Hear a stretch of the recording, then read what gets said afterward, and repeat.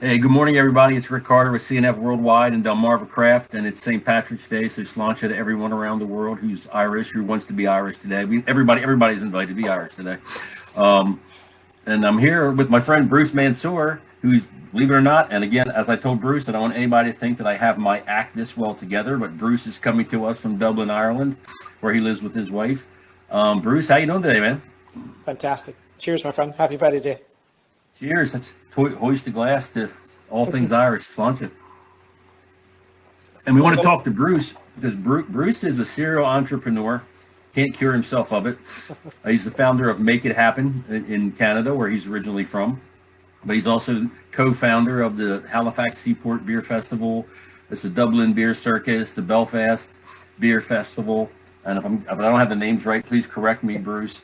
But to introduce you to all of our audience, tell them all how you got involved in the craft beer industry.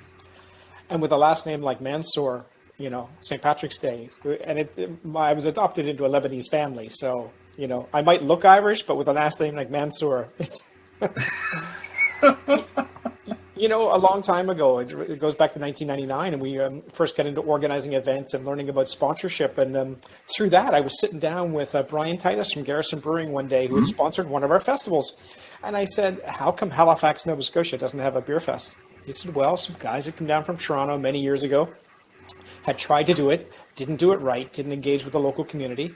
And I said, well, do you think the time is right? He said, well, all we can do is ask. So we called up a bunch of the local brewers, and in 2007, we kicked off the Halifax Seaport Beer Festival, which has been running for about 13 years. Ah, look at you, fair play. I still have my taster. Good man yourself. So yeah, that's how it all got started, Rick. And so I started doing that festival in 2007 with Brian. We ran it right up to last year with the COVID, so now we're on the pause. But in the interim, I'd come across to Ireland to work on another project, and that's where I met my lovely wife. And for the last 10 years, I've been living here, but then I'm back in Halifax each summer to work on the festival with Brian and the team there. And it's been great fun.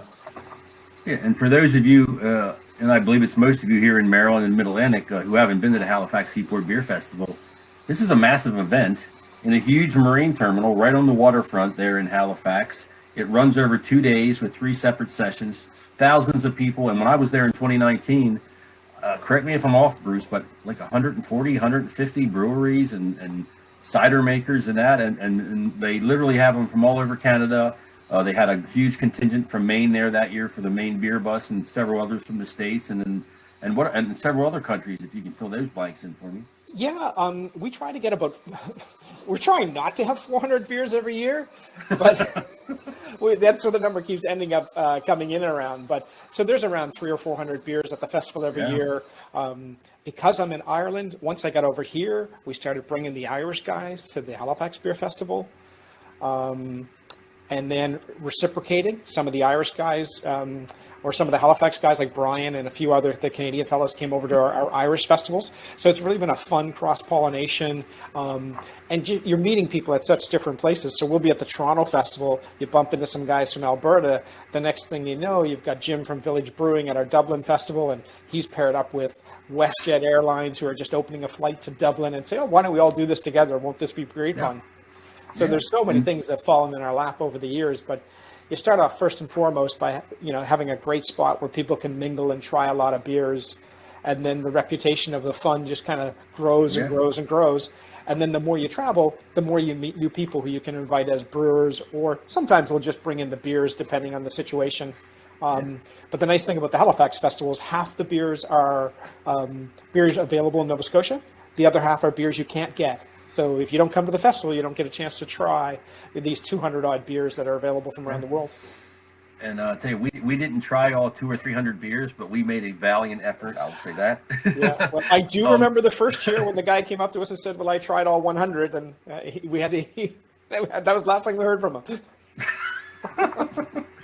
and to your point about as you start these things and you meet people and you get referred to other people and you build relationships, it expands out, because you were the one that informed us about the Cloudwater Beer Festival in Manchester, and we were planning a trip to England anyway, so we kind of slid the dates so we could cover that. and we went to that. We managed to squeeze all that in, and again, not that we planned things, we just got lucky that we made the trip to the UK and Ireland in early 2020 before the pandemic hit. And at Cloudwater, it's very similar to your festival. Huge facility, three sessions over 2 days. They had like 20 brewers there this year from the States, and then just a ton of English, Irish, European breweries. Was a great time. Yeah. So to piggyback on that, so you started the festival in Halifax. How did you get involved in the beer circus in Dublin and then the event in Belfast? I came over to Dublin in 2010 to do another event all related to sponsorship. And shortly after that was finished, I had met Denise and I knew I wanted to stay and certainly spend more time here. And I said, how come there's no craft beer festival in Dublin, of all the home of beer, craft beer, no less, with Guinness around the corner? Yeah. If you can believe it, they hadn't had a consistent one. So myself and Seamus O'Hara got introduced. He was in the midst of setting it up, and he very kindly took me on as his partner, and he's been saddled with me ever since. And so once we got Dublin up and running, the next logical thing was to say, well, there's Belfast up the road. It's really intriguing because it's another country. They've got their own set of beers up there. And again, so some of the guys from the south went up north, and the northern guys were coming down to our festival anyway. So that's how the three kind of got off the ground. And anytime you run a festival, it's no different than when you bring people over to your house for dinner.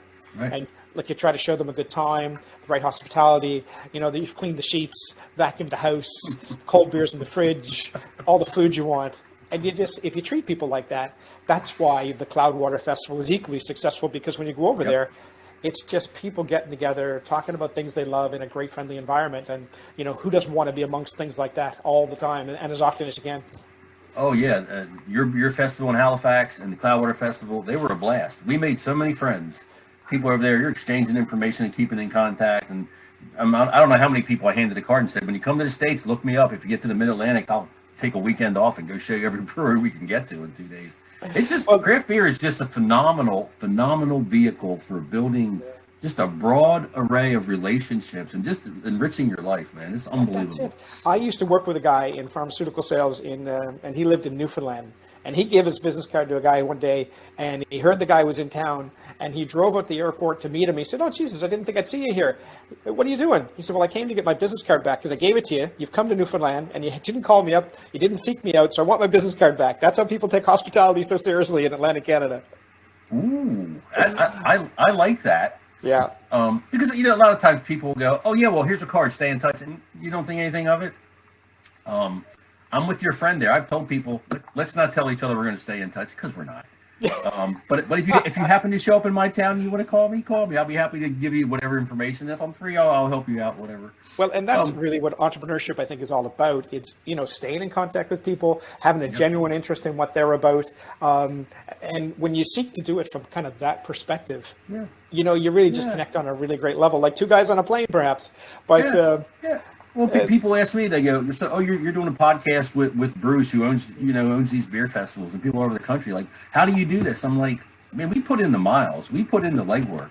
I mean, we love what you're doing so much that we come there. Like, we throw everything in the van and we go to Halifax, and I've got a van that's 2 years old, Bruce, that has 72,000 miles on it, because it's been to Key West and back 5 times. It's been to Montana and South Dakota and to Maine. It's been to Halifax. It's been all over the place. I'm wearing this poor van out because I'm an old school guy, and social media is great. And technology allows us to do this, but you got to go there. You got to immerse yourself in the culture.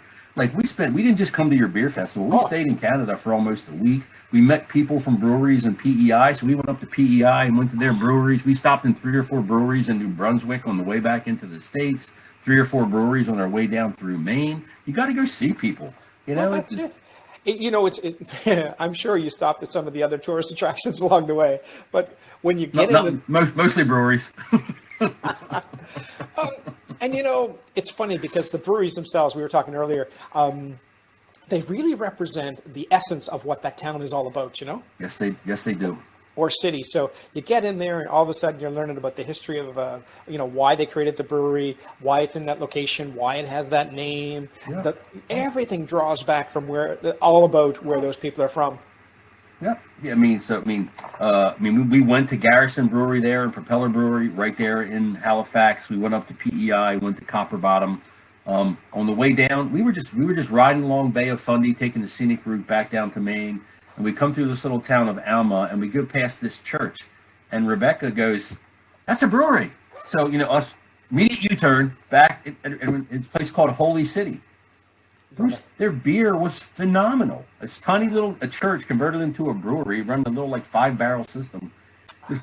I left with an armload of crowlers. The beer was just phenomenal. I got a T-shirt in my stack of beer T-shirts over here, and we stopped at Foghorn on the way down, and a couple other breweries, and then we got into Maine, and the B&B we stayed at in Maine said, "Oh, you got to get out here to Penobscot Bay Brewery." We stopped in all these, and the locals will refer you there. And when you get there, you meet these people, and it is, as you say, it's all local. I mean, you can learn the history of a town by going to the local brewery.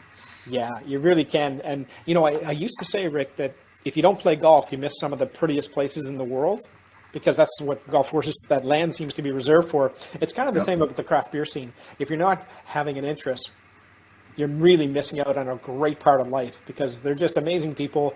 It takes a long time to turn your passion into a business. Not to say, as Seamus would tell you, you have to drink a lot of craft beer to survive, because it's a long time before you really thrive, so you got to have the passion to be in there for a long time. And when you combine the passion and the quality of the people that have gotten into the business, they are just phenomenal experiences every time you travel. So you feel like you're visiting friends. There's couch surfing, and there's Airbnb. They should be a sort of a beer B&B community, or there probably is. You're probably tapped into it with the van. I want to tell you this: there is an evolving thing here. And I don't want to get off on this tangent too far, but there's a thing in the United States called Harvest Host, and basically they work through wineries, where any winery that joins Harvest Host, if you have an RV, you can call ahead of time, and basically these wineries will let you pull up, stop there, plug in, use restroom facilities, and there's no official required compensation, but basically the understanding is if you come here and we let you stay overnight or for a couple of days on our property, you're going to buy some wine, and you're going to that kind of stuff. So it's growing, and what we're seeing in the States, and I don't want to go down this road too far because I want to hear what's going on in Ireland, is you're starting to see breweries partner up with other kinds of places to gain access to sell cans and bottles and actually taps to pour their beer in kind of untraditional locations. Different communities coming together.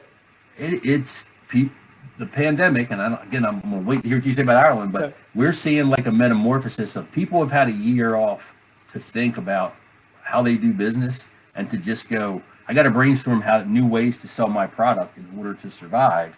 So I'm going to jump to Ireland and go, give our listeners and viewers a quick background on what the local Irish craft beer scene looks like as we enter 2021 here. Boy, start with the easy questions. You know me. Well, surprisingly good. Let's start with that. But a year ago, the pubs that you would have visited when you were here have not reopened in a year. So now the only time you're selling a keg is a very small keg. So all of the craft breweries, especially the guys that were still in bottles, quickly tried to shift or have shifted to cans to get the product out. So that's been a lifesaver. There's been a couple of really expanded distribution companies. So there's a lot of interesting distribution going on. So a lot of the breweries have gotten into cans to make that happen quickly. But yeah, people have just had to tighten their belts and really absorb, losing a half or 2/3 of their volume in a year. And we're all on the pandemic payment over here. And most of the brewers that I talk to, without the support of the government for the pandemic payment and some other support systems, they wouldn't even have stayed afloat. So that's really gotten us through the year. And hopefully, as we see with the vaccine coming on board, the light is at the end of the tunnel.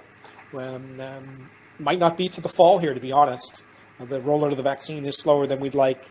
So when it comes to outdoor festivals and bars opening up again, it's probably looking more like the fall. So we're going to have to stay conservative and just continue hoping for the best. And what we've seen in the States is breweries that are, especially in rural areas that have a lot of outdoor space, they did really well during the pandemic because they could social distance, and a lot of them brought in tents and the umbrellas and tables, and people could just come out and bring the family and have a picnic outside and that kind of deal. The urban breweries have had a much more difficult time because the cities seem to have had tighter restrictions on gatherings than the rural areas. But back to Ireland, as I'm quick, because in the United States, when you tell somebody you're going to Ireland, the first thing they say 98% of the time is, "Oh, you're going to see Guinness," and I'm like, "Yeah, I've been there 5 times. I'm done. I've had seen the Guinness Disney show. It doesn't interest me anymore." So my advice is usually, you go to Ireland, go for at least 2 weeks. A week's not going to get it done.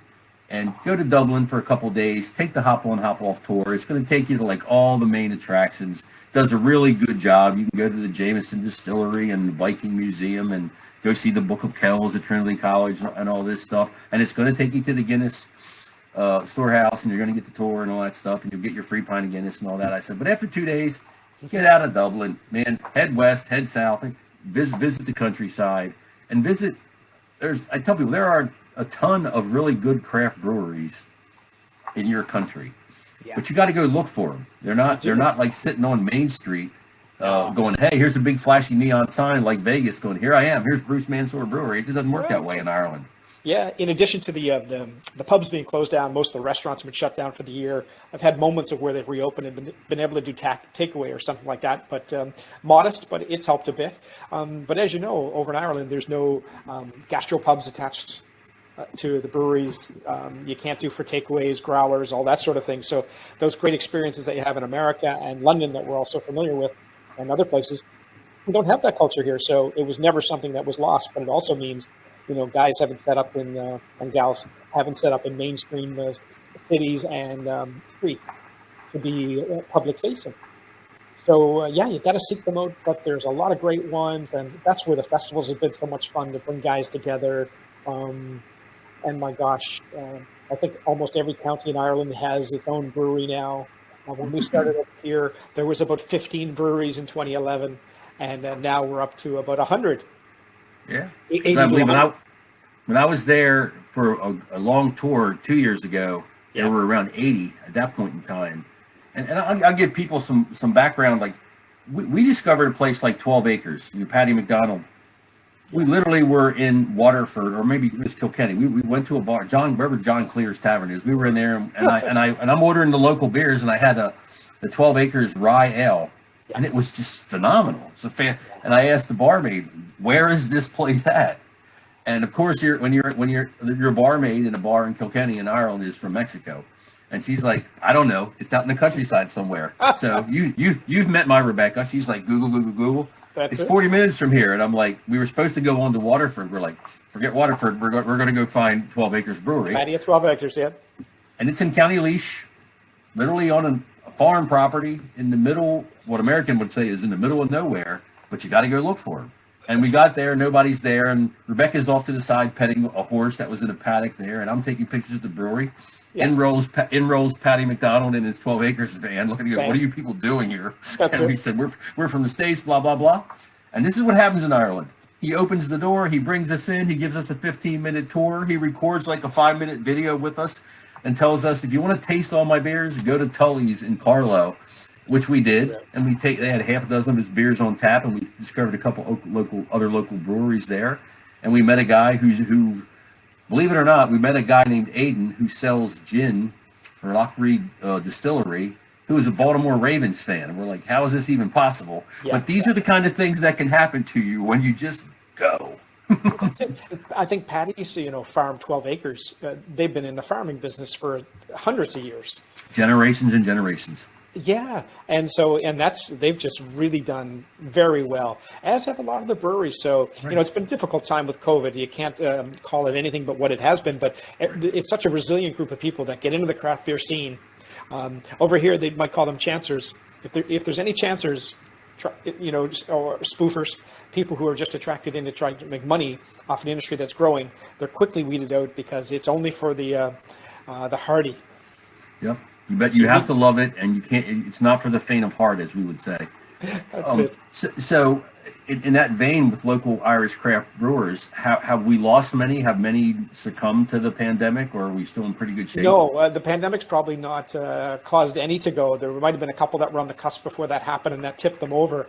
But no, that's the good news, is that most of the guys are still plugging away, waiting for things to open up again. And because they are resilient and they know how to keep the belts tight and strapped, well strapped, they're just barely surviving. So we're all ready for things to be better and to be able to go out and mingle. Because clearly beer is a social thing, and we miss that social aspect. So we've got to get it back so the business can get back to normal and go back to flourishing. Because as I said, we started here, the business has probably grown 400% in the last 10 years or so. And that's fantastic news for everybody. Yeah. So let's move to you personally. I mean, you're running 3 beer festivals on 2 continents. And obviously, and as a guy who runs beer festivals too, there haven't been any since this started. A lot of time to nap. You just very namaste. See, I'm very fortunate, as you are, that we're in a position in life where I could just basically shut things down for a year and go, I'm just going to take care of family and be mindful and try to keep everybody as safe as I can. And then we'll as we're doing now, we'll flip the switch back on here as things start to open up and start to promote all of our friends and what they're doing. But what if you could, and this is a question I've been asking everybody. Yeah. So in March, a year ago, when it started to become evident to us just how big of an event COVID pandemic was going to be, when it dawned on Bruce that this is the impact it's going to have on me, what thoughts were going through your mind at that moment? Well, the first thought was you just didn't think it could happen to that extent, and if it could, it just wouldn't last that long. But then you sit back and you go, wow, this is going to be with us for a while. And you try to have some perspective, and where, like yourself, I'm a bit older, you start looking up things like the Spanish flu and the Roaring '20s, and you hope that we're going to get through it better than the Spanish flu, and how long that hung around for a long time. And then you see, how quickly a vaccine can be developed, and how, the positive side of such a negative thing is the world coming together to create a vaccine so quickly that was never been done before. So you're kind of always hoping. That's the thing that comes to you. Well, hopefully it's not too long. And because I have a wife that works and can keep a roof over my head, I'm very lucky that way. So I could just unplug, wait for it to pass, and then, just stay in contact with a lot of the guys where we could, and just try to be ready for when we reopen. And that's kind of been the focus now, is thinking about, okay, the lights at the end of the tunnel, what should it look like? And that's the thing I think I'm having the most fun considering now. And lucky to be in a place where I can consider and not have to work. Although we do have a pretty good routine at the house. We do our walk every morning. And I wanted to come back to what you were saying earlier. The problem with all these brewery stops is that it's hard to stay fit when all we do is drink beer and drive around in the van. So soon we're going to have to be getting out of the van, running beside it, We call it the COVID 20 here. Everybody's put on 20 pounds of beer weight from this. Yeah, but it's unlike, so you mentioned that you go, well, hopefully this won't take very long, blah, blah, blah, a few months, whatever. I unfortunately was burdened with the knowledge of 35 years in the healthcare industry. And as soon as this happened, I told those around me, because the governor of our state said, we're gonna shut this down for a few weeks. We're gonna flatten the curve, is the phrase that was being used, and then we'll work on opening it up. And I told Rebecca and my family, like, this is not 2 to 3 weeks or 2 to 3 months. This is 2 to 3 years before you're going to see everything looking normal. And for that reason, I'm like, I kind of went into the cocoon pretty fast, going conserve cash and just try to stay healthy and look for ways to make a little money here and there, because we really have to take as Andrew Gagan said to me the other day when I talked to him, he said, the 5-year plans have become 10-year plans. That's kind of what the deal is at this point in time. So you're running beer festivals. So basically, there are not going to be any festivals, as you and I both know. What's the timeline now for reintroducing Halifax and Belfast and Dublin and getting those back on track? Our Halifax venue still says that they won't even reopen for the year. So if that's the case, we might not have Halifax, and we certainly wouldn't have it in that venue. We'd have to shift back to outdoors. So Halifax still looks very doubtful. At this point in time, our thinking is that it's not going to happen at all. So there's your point. There's 2 years out of the three that it hasn't happened. So we're out to 2022 now before we might see a Halifax festival. That's it. And, and it's funny because Canada is seeming to getting impacted by the virus more so now than they were in the previous year. So where we're gaining more hope and the vaccines out in Europe, there's some thoughts, like the UK is meant to open up on the 21st of June. The government over there has picked that as the date, and they're going to try to make it happen and get the distributions out. Ireland has been slower on the distribution. Northern Ireland's been faster. So for Ireland, it looks like the fall could be the earliest time before you start seeing festivals. Whereas some of the UK guys have already sold out their festivals for June 21st and onward. So it's a real mixed bag from a festival point of view. But it wouldn't surprise me if we didn't run any in Halifax and none in Ireland this year. Very unfortunate because we all want to get back to some level of normalcy. But to your point earlier, it's all about conserving cash and just staying patient until it's the right time to open. And when we do, my thoughts are that it would be different. And I want to get a bigger space where we can do more things and expand into art and electric bikes and podcasts and all the things that you want to consume, they have an interest in, can be on site in the festival if you have enough space. So. Well, as you and I have talked, and our approach to it is, it's not just a craft beer festival. We call them ale and artisan festivals, and we're inviting everybody in. Whatever crafts you make, whatever kind of food stuff. If you're a baker, or you're a candy maker, or whatever, or that kind of thing. We're come. It's cross expose everybody to the different crafts, not just the beers and the wines, but also to other things. And we always try to tie ours to charity and raise a little money, especially for local first responders, because in the States and rural areas, they're all volunteers. So basically, you're relying on grants from the government and the generosity of other people. So we want to help those guys. Same kind of deal. So if you guys, when it comes time and your festival is reopened, if you're doing podcasts and stuff like that, man, book me a booth. I'll be happy to sit there for as many days as you have a festival and interview brewers. Would be fantastic. Well, that's it. And so, you want to have, because when you get those people in there, you want to take advantage of having them on site to share their knowledge with as many people as possible. And even just in terms of when you're having a beer, what are you enjoying? Maybe it's a podcast. So just looking at whatever anybody has an interest in, how can we get it engaged in the festival so that it's, again, part of that whole, the more you give, the more you get. And the more we can include, the more people learn and the more they have an interest in the festival. And that has a knock-on effect to the food people are going to make money because there's lots of people rolling through the gates.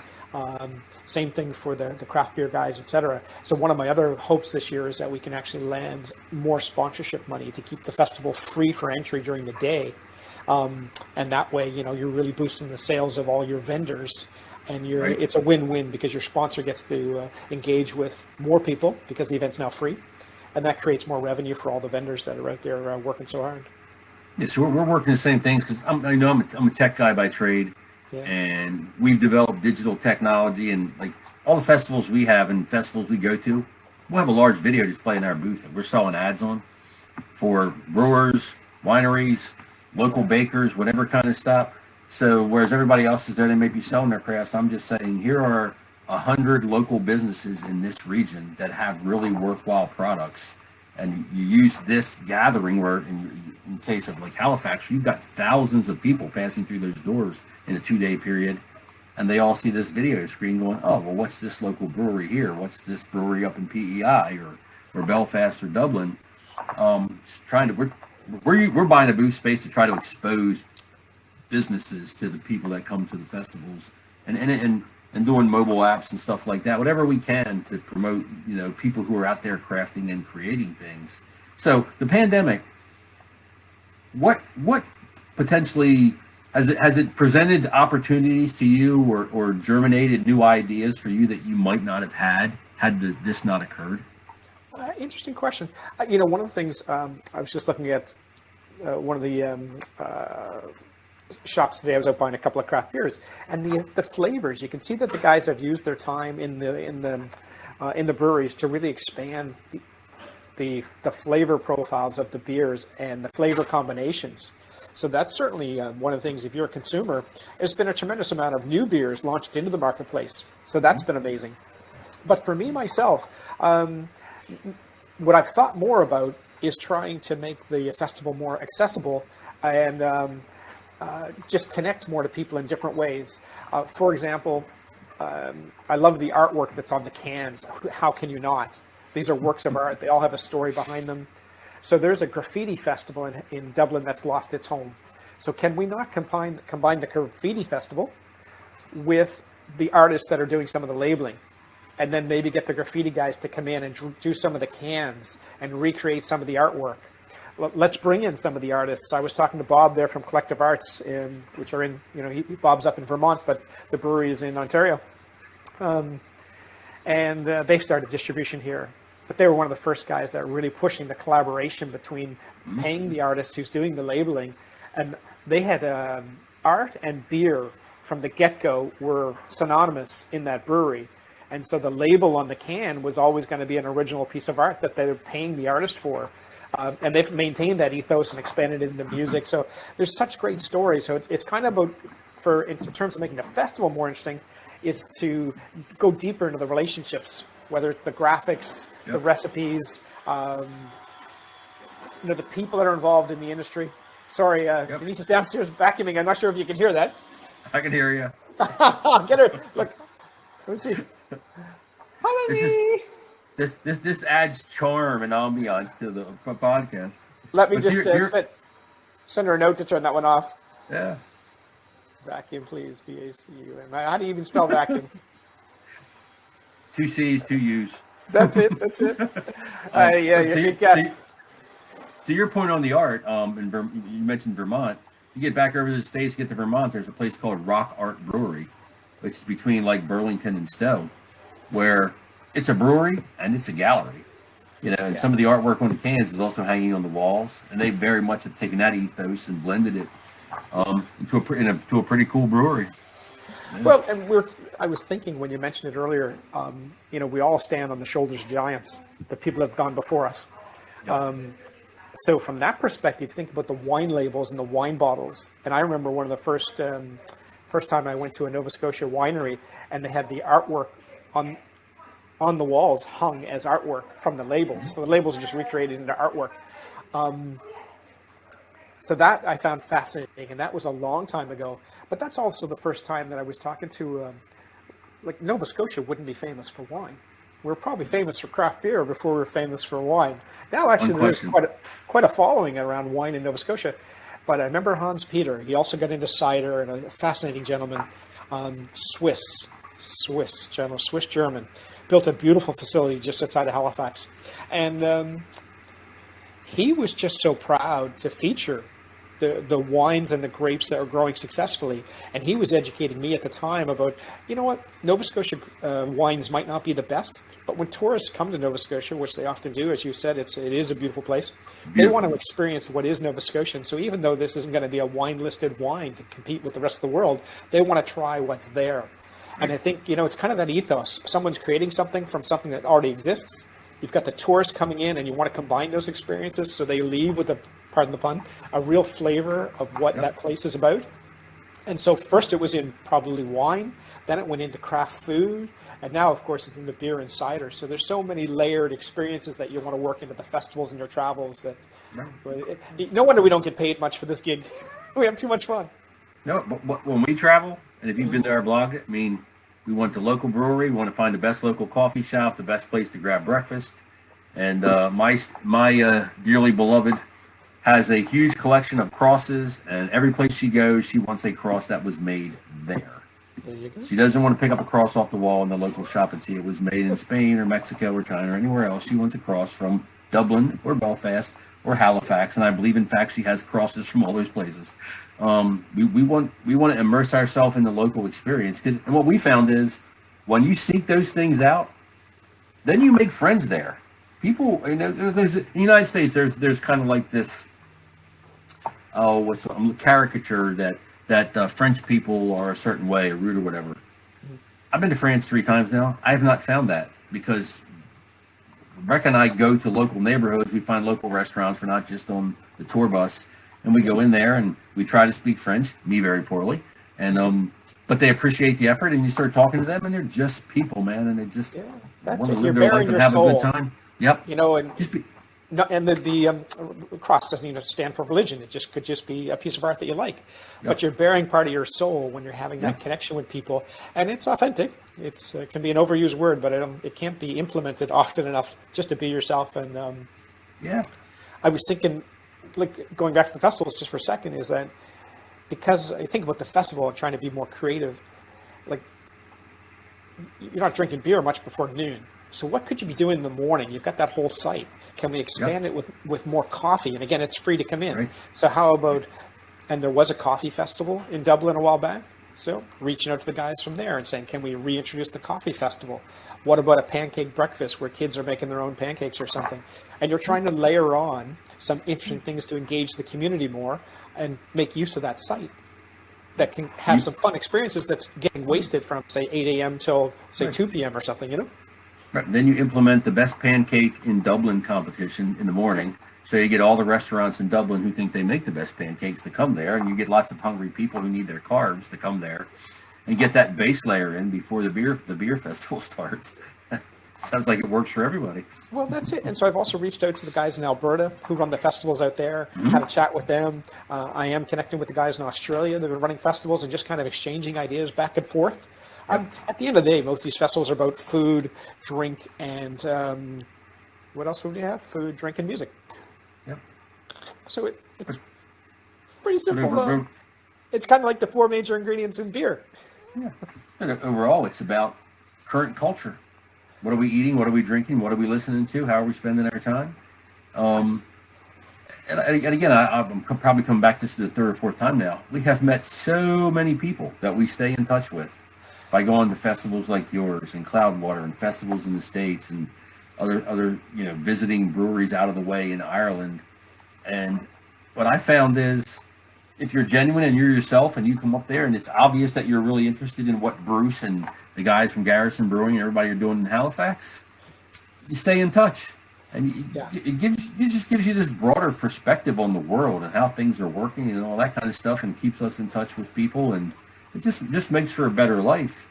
Well, it does, and obviously, I know they used to make beer and spirits because the water was too poor to drink, so you had to turn it into alcohol. Yep. But that was a damn good thing because it really is has been a uniting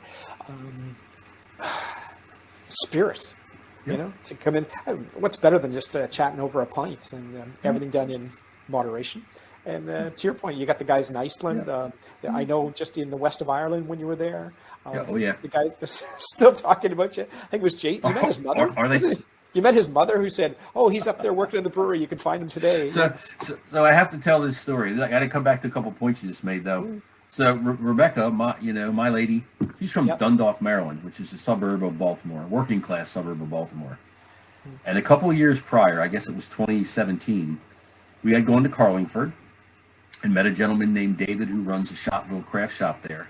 And David works in Carlingford, which is in the Republic of Ireland, but he lives in Northern Ireland, so he's taking the ferry back and forth across the river there every day.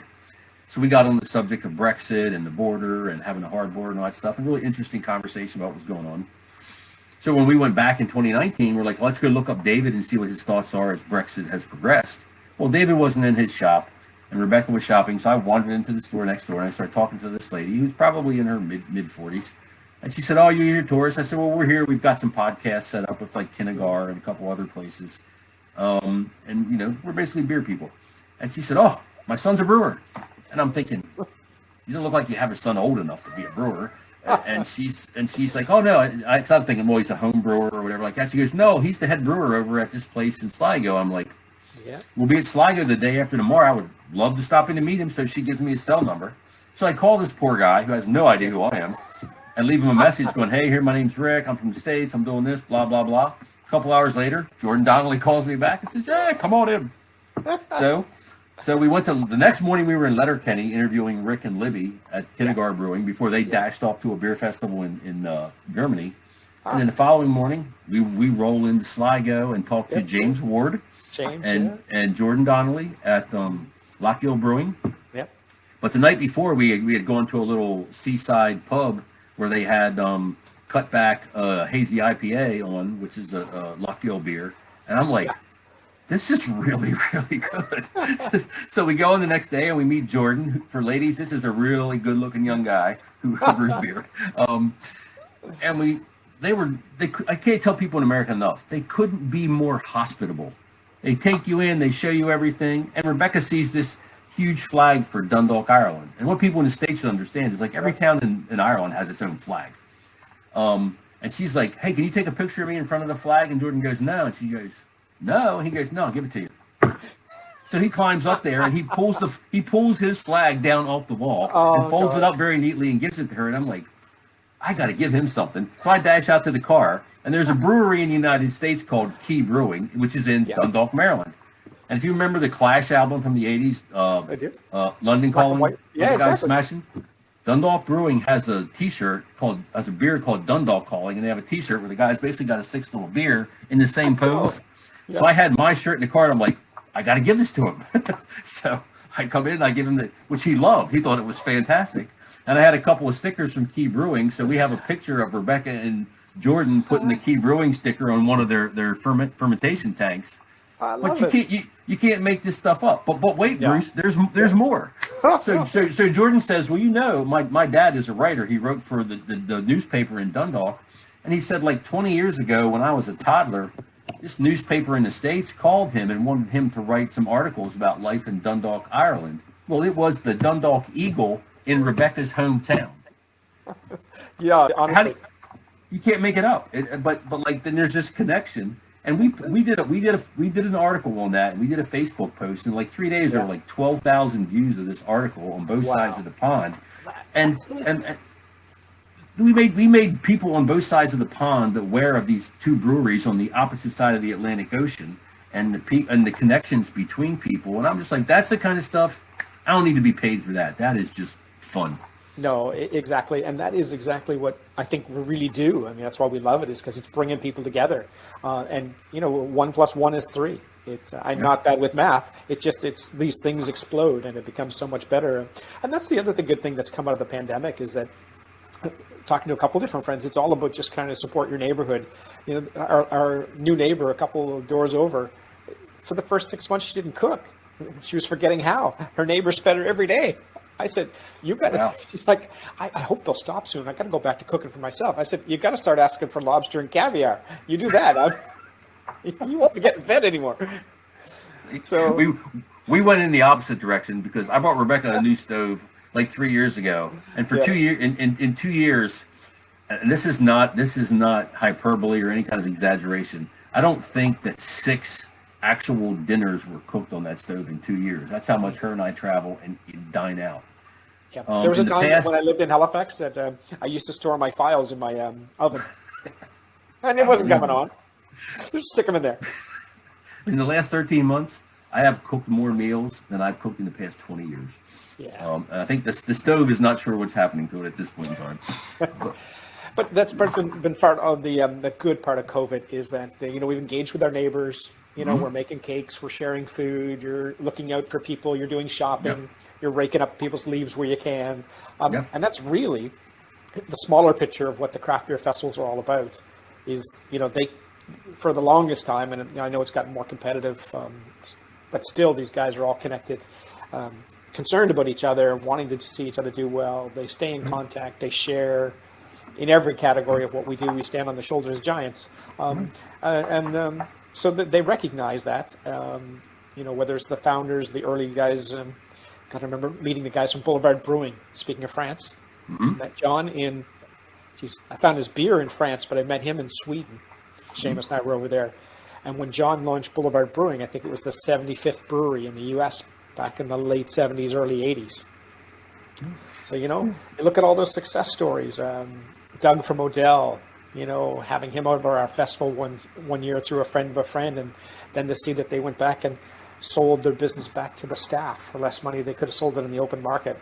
So it's just, there's so much about being in this world that is such a privilege that, anything you do to help people be more successful, that's what you really want to do. Yeah. That's what's been fun, and hopefully that's the good side of COVID is we're all trying to help each other along. That's really great to hear. Because like Switchback Brewing in Burlington, Vermont, same thing. They sold their stock to their employees, so the brewery would continue to be a local craft brewery. And then you go to festivals. Like we went to the New England Craft Beer Summit back in February, just a few weeks before the pandemic shut everything down. Yep. Rob Todd from Allagash, iconic brewer in the United States. He's 20 feet away from you, giving you basically the history of the last 25 years and how he grew that brewery and introduced Belgian styles to the States at a time when he would deliver beer to a brewery and they would go, there's something they call back, there's something wrong with this beer. He's like, no, it's a Belgian. It's not like an old school watered down American Pilsner or a very watered down American lager. What you're experiencing there is called flavor. which is, and as an old guy, pre 1979 in the States, it was a beer wasteland. But I mean, look at this. As I said today, the Shamrock Shake with ice cream ale. I mean, and again, green. It's the first green beer I've ever seen produced in Ireland. But to your point, I mean, there's a brewery I'm working with here in Maryland, helping to grow their distribution, things like that, and we make what we call milkshake IPAs: key lime, mango, vanilla, coconut flavored, and they sell like crazy. And as I've told the owner, I'm like, if they're over 40, they want traditional style beer. If they're under 40, they want fruit in it. That's what you got to do. Back to your stuff though. So what do you see as the future, short term and long term, for craft beer and your festivals in Ireland, and how does that spill over into affecting more tourism and how revenues are generated through craft beer in that country? Well, craft beer has exploded. Well, the good news is I think it's a great story for craft beer. When the markets open up again, craft beer is going to be very successful. And it's been difficult to get it established, although we've gone up to 80 to 100 breweries, depending on how you classify breweries. Market share hasn't grown correspondingly. So we were just chipping along there at about 3 or 4%, which is not enough to thrive. So hopefully that's the first thing that's going to happen, is the craft breweries that have been so resilient, worked so hard, are going to thrive on the back of the built up demand for people to go out and enjoy beer again, and craft beer in particular. So I think the festivals, because people have been locked up for so long, they're going to cherish those experiences more, and people are just going to they're going to enjoy more festivals. They're going to, and not just enjoy them, but I think appreciate them. They're going to come out and support them, and people are really going to appreciate them. So I think it all bodes well for festivals and for craft beer. So I think the future looks good. But again, hopefully we take the good part that's been difficult about COVID and maintain that generosity of spirit as much as we can in terms of helping people. So people aren't fighting over space at a booth, and people aren't bumping into each other. Not that it happens very often, but hopefully we take all the good lessons and lay them on top of this pent up demand, so that we're all having a lot of fun going forward. But they're still very mindful of our neighbors, because we might still be wearing masks for a long time. And as a guy said the other day, the pandemic may have passed, but the endemic is going to be with us for a while. So let's all be cognizant of each other. I heard this in San Diego, and it stuck with me. Let's be kinder than necessary, and let's be kinder than necessary, and more difficult to annoy. Just simple basics, kind of the stuff we learned in kindergarten. It's good advice. I was once on a flight many years ago, and I happened to be seated next to an attorney from North Carolina, and he looked at me because he was flying out for the weekend because one of his children had a baseball tournament or a softball tournament somewhere, and he said, "Here's the thing with the law." He goes, "The law is meant to be the least common denominator, the least acceptable level of behavior. It's not where where you should be behaving. It's like the worst we can accept you behaving." Yeah. So what you just said is, don't use that as your baseline. Just be kind. Just be understanding, and try to put yourself in other people's shoes. And because beer and food are the essential services that we've all really, not beer, food and drink and socialization are the main reasons to be on this planet. Helping each other out, sharing food, sharing drink, whatever it is. That's what we have to continue to do more of. So, touch wood. So what would you say to the average American who, once COVID is behind us and travel really loosens up and we can travel without restrictions and quarantine, and they're saying, you know what, I'm going to make that trip to Ireland I've been putting off. What advice would you give to those people about how to spend their time in your country? Okay, well, hire a driver. Don't drive yourself. Takes a long time to go nowhere here. The roads are very tiny. I As you well enjoyed the know, driving there. there you go. I don't mind it myself, but it's a learned experience. You know, if you think about all those great experiences you described, going from community to community in whatever part of the U.S. that was at the time, if it's the Eastern Seaboard, but we know that's the same all across the country. Right. There's no difference if you go to Italy or Spain or Ireland. You're going to have that same experience. It's going to those small communities, discovering those little gems. And if you find Ireland on a sunny day and it's about, let's go with 15 or 18 degrees Celsius, 60 or 55 or 60 in the U.S. Convert that for us over here. We don't On a sunny day and it's 65 degrees, you're going to think that you've just made it to Hawaii, because that's what Ireland looks like when you catch it on a sunny day after there's been a good rain, which happens quite a bit. So you'll see this amazing greenery all across the country, every shade of green you can imagine. And then you're just going to have the most intimate experiences, just wandering from place to place. Don't be in a rush. Just take your time. And, as they say in Ireland, it'll be grand. Yep. As I said earlier, 2 or 3 days in Dublin and get out and move about the country. That's it. I tell people, do the stay as you go thing. Book a B&B or an inn a couple of days ahead and move about. When I tell people, like, we spend a lot of time down in Enniscorthy because Rebecca has a cousin who owns a home down there. Okay. It's about an hour and 15 minutes south of Dublin, in the sunny southeast of Ireland. And if you've been down to Curracloe Beach, there's this massive beach that's like 7 or 9 miles long. It's gorgeous. And most Americans go, oh, there's a beach in Ireland? Yeah, there's a beach in Ireland. And there's actually parts of the country where it's sunny more than not. And there's tons of good breweries down there. Patty McDonald's being one of them, and the guys down at Yellow Belly and Wicklow Wolf, another one I can recommend. And you get down into Waterford and Meadow Man and those guys, and you got to go to Rising Suns in Cork, man. They have some really good beer. But I tell people, if you go to Ireland, if you haven't been to Galway, you haven't been to Ireland. Galway, such a fun town. You got the guys at Galway Bay out there, and their Galway places. Galway Hooker, and then when you get up to the north, as you move farther north, you find Lochgill and White Hag and his guys in Sligo and Rick and Libby in Letterkenny there at Kinnegar Brewing. There's just good beer all over the place. There really is. It's improved so much. Yep. Because it was, compared to the United States, gosh, you guys kicked it off heavily in the 80s. Yep. And we didn't kick off here until 2010. So we're 30 years behind you. Yeah, well, so the truth in the States is it really kicked in on the West Coast, and then some people in the Northeast and New England got into it, like the guys up at Long Trail and the Magic Hat, and some people in Maine, like Rob Todd up at Allagash. Yeah. And literally, those beers didn't really start making their way to the Mid-Atlantic till really late 80s, early 90s. And it was another 15 years before the craft beer movement really took hold in earnest. Especially in Maryland, we had a few like Oliver Brewing and Heavy Seas and people like that. But in the last 15 years, it's just been insane, the number of new breweries that have opened. And I don't even know what the current number is. I stopped counting a couple years ago when it was like 7,300. And I've had people tell me we're approaching 8,000. And to put that in context, in 1979 in the United States of America, there were 89 breweries total. That includes Miller, Coors, Anheuser-Busch. 89 breweries, and now we are approaching 8,000. And that was what year? There was 89? 79. So 40, a little over 40 years. Yeah. And, we see that as something to celebrate, something to share, something to help grow, something to support community, as you guys are in the various cities where you are. So as I, get ready to close this out, let you get back to your day, because I'm sure you have other things to do besides talk to me all day. And drink beer in the afternoon in Ireland. Come on. It is that day, isn't it? It's a holiday here. We take holidays seriously. It's not an official holiday here, but it's kind of a holiday.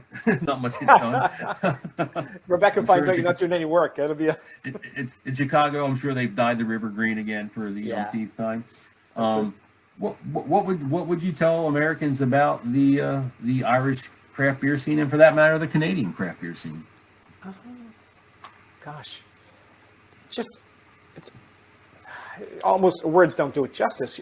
There's just been such an explosion of quality and distribution and so much innovation in flavors and so on. So all of the things that have happened in the United States are now happening around the world in these other places. So you have the beauty of visiting Nova Scotia or Prince Edward Island, and that's the beauty. Like, no two people are the same, so no two places are the same.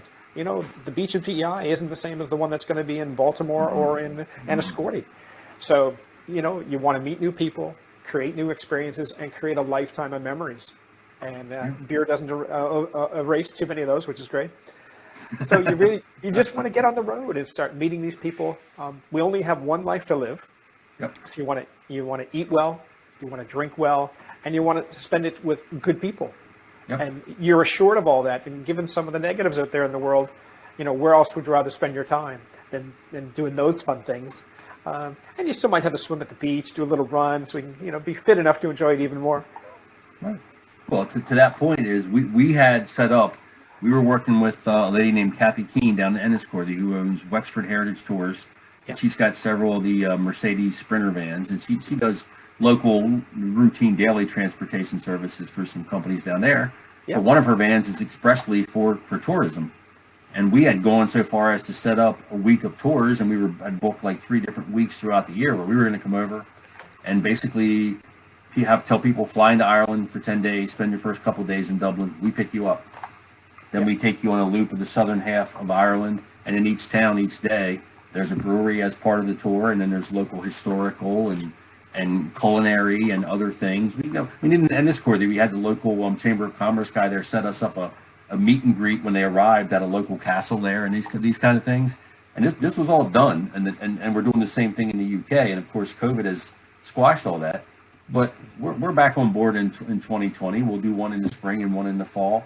But we will literally take them from Dublin down through Wicklow Wolf and to 12 Acres and Yellow Belly and Rising Suns and literally a brewery every day, but historical sites, and loop them around the country and introduce them to what's happening in all these towns. That frankly, the average American has no idea how good the craft beer scene is in Ireland, and part of our mission is to provide that enlightenment to them, that there's a lot more beer in Ireland that is not brewed by at St. James Gate, you know. Well, that's it. And, you know, the food and beer are fabulous, but maybe the hospitality is even stronger and better. The best. Yeah. So if you combine all that, one of the things I remember doing that I most enjoyed was we were in Perth, Australia there one year, and we were cycling around to different wineries and, you know, having a little drink, having a little eat. And that's something I'd like to do more of in Ireland, is organize and take some cycling tours where we cycle out, and maybe because the breweries are fairly far apart, you might not see too many, but you might cycle off to one, do the brewery, do the pub, do the local monument or whatever it happens to be, if it's a castle or a big beach. There's a number of things you can work into a nice 20 or 30 kilometer an hour tour, and maybe eventually have some electric bikes as well, so no one's left behind, you know. And there's no better way to, if you can take all those experiences that we talk about, but then do them on the back of a bike as opposed to being in the van, boy, you really feel like you're connecting with the place and the people. That sounds awesome to me. We're right in the same vein there. Because part of what we were going to do is, like, down in County Wexford, we had set up something with a fishery / seafood company down there where people were going to go down. We were going to go down to, and the name of the town eludes me, but it's right on the ocean. Okay. And there's going to be a beer pairing. We were going to have beers from various, breweries in southeastern Ireland paired with oysters and different types of seafood and things like that these guys had literally just caught that day. And to me, what you're saying, the experience. If I can take people into, say, Waterford or Kilkenny and go, okay, we're parking the van here. We're going to be here overnight. Here's your bikes. Here's the bike tour, and off you go. And in every town, like we're trying to generate commerce, we do a deal with a local group that does bike tours, and so that we were spreading the wealth out to people. And our point is to introduce people to the culture and to what life is really like living in Ireland and all these various towns. I venture a guess, 99% of the Americans who've been to Ireland have never been to Carlow. They've never been to a lot of the smaller towns. They've never been to where Seamus and Bray Brewhouse are. I promise you, they've never been there. They're never going to find Patty McDonald's place without getting lost or driving through a hedgerow somewhere. Yeah, It's if not it going to wasn't for happen. GPS, exactly. Yeah, no, and so yeah, there's just so much charm to Ireland. That's the biggest thing that it has to sell. And I say, if you catch it on a sunny day, it's heavenly, heavenly. Spectacular. Yeah. Spectacular. Fortunately, we're having a sunny St. Patrick's Day, which is terrific. We've been off a gray, old kind of rainy week before this, so yeah, I can see a bit of the sun coming in here. I'll open it up. You can actually believe me here. So, We're gonna get the sunshine tour of Ireland from Bruce Mansour here. there you go, up from the rooftop, looking out here. I don't know how good it'll be, but the mountains out there in the background. Are those the Wicklow Mountains? That's the Dublin Mountain. They are the start of them. They're called the Dublin Mountains, but they stretch into Wicklow. Absolutely, yeah. Lovely. So you're on the south side of the city? No, man, we live in the north side. It's very dangerous. Where's that? North side. And you can see the mountains all the way from there. That's cool. Oh, yeah, beautiful little setup here, and the weather has just turned, so it would be about double it and add 32. So it's about 60 odd degrees here today. Oh, nice. So Nice. now start working from the attic, wearing a T-shirt around the house, which is a real treat. So we're in a change of seasons. And Seamus just sent me a text that he's got some beer for me down at his urban brewing restaurant that's come in from Collective Arts or one of those guys. So I'll have a little taste of that later on today as part of St. Patrick's treat. That sounds awesome. Well, I've taken up plenty of your time for this St. Patrick's really? Day. Let's get out and do what you need to do. Yeah, man, look, it's been great connecting again. I remember our Likewise. chat fondly sitting on the couch there on the pier at Seaport pier. Beer Festival in Halifax. But yeah, it seems like a lifetime ago. But you know what? Touch wood. We'll be back there again. And I look forward to really getting over your way and going down the eastern seaboard, because I made the crazy mistake of going to the Maine Beer Festival. It's an 8-hour drive from Halifax to Bar Harbor, Maine. Yes, it is. Had a couple of beer, turned around and drove home. How silly Same is that? day? The same day? Same day. Wow. That's commitment. Plain stupid. So no, I got to get my ass down to the eastern seaboard and hang out with you guys for a while, and just reconnect with some people down there. There is. It's interesting to watch people squabble over which beers are the best. To me, that's kind of pointless. It's just there's just so much good beer. Just go enjoy the beer. But the East Coast of the United States, and I'll rattle off a few towns here like Portland, Maine, Burlington, Vermont, Boston and its surrounding areas.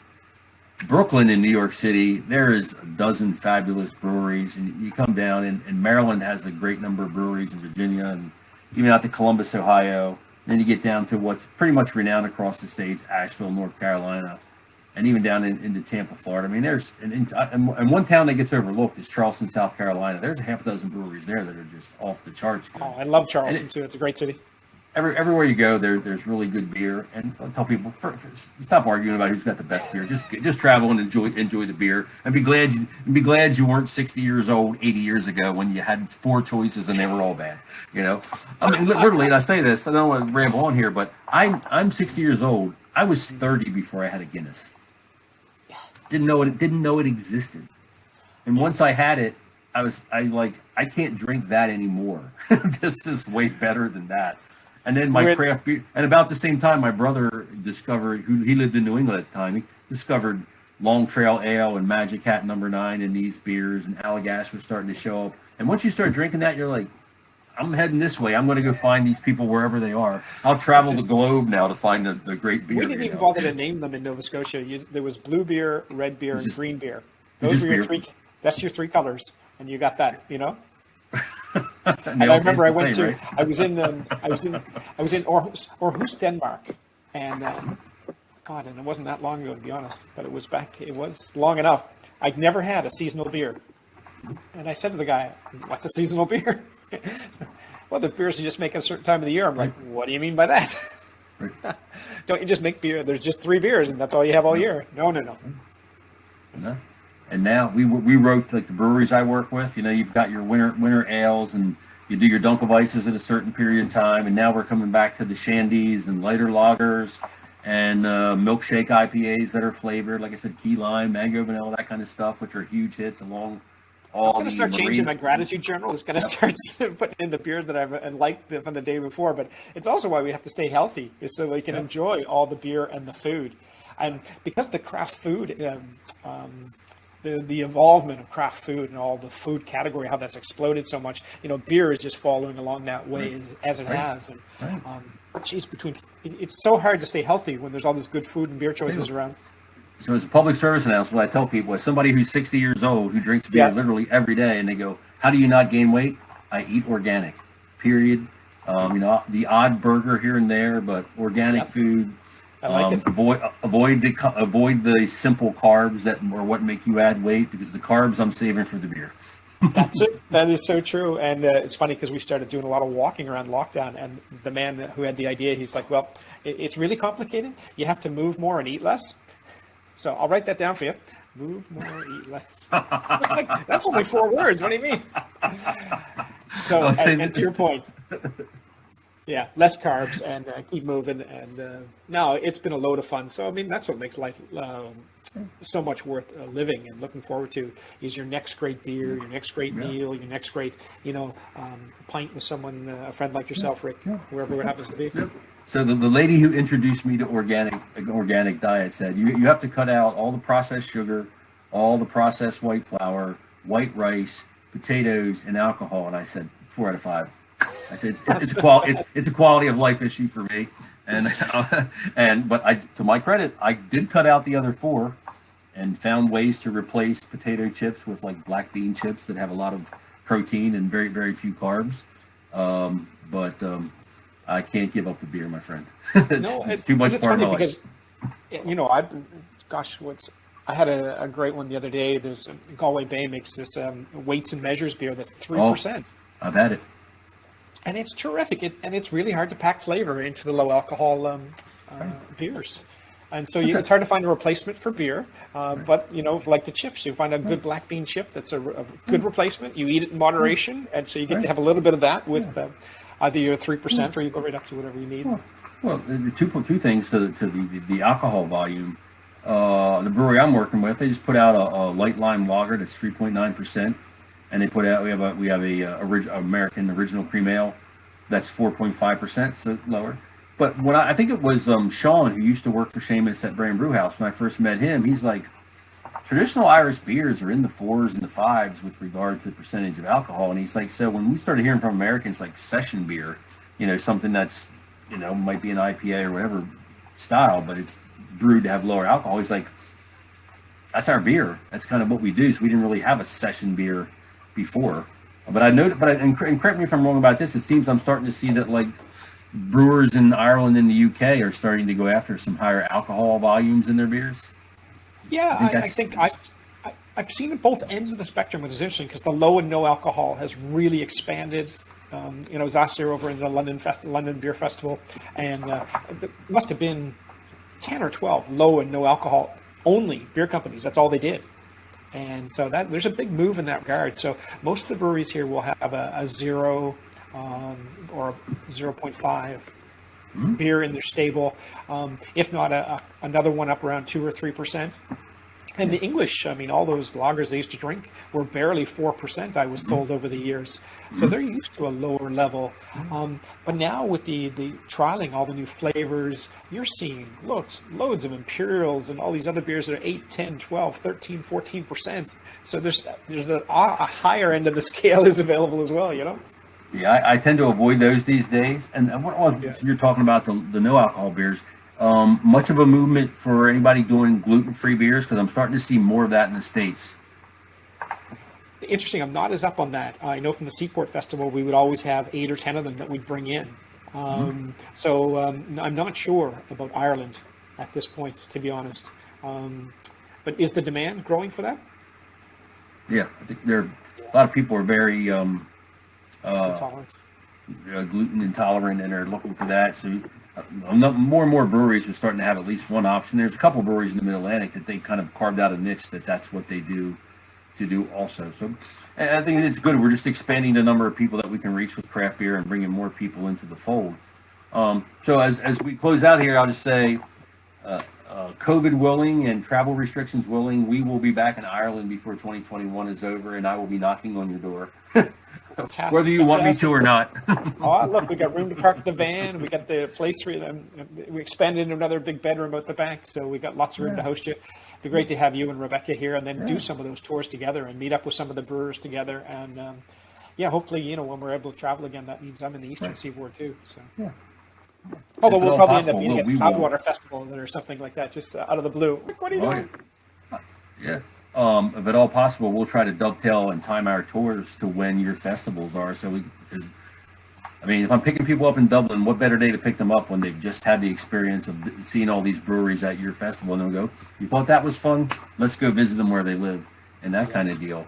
And we look forward to you being able to come over here. And I just want to see you, shake your hand, sit down, have a pint with you, and we'll share our personal pandemic stories face to face. But in the meantime, we're going to turn around and edit this up and share it with people here in the States and let them know what's going on with the craft beer scene in Canada and in Ireland, and do all we can do to promote tourism there. And once COVID is well behind us, we'll re-engage with our people in the UK and Ireland to get the tours going and bring them out to visit all the wonderful, I can't say it's enough, the wonderful people we have met all over the place who brew the beer and bring this hospitality to us.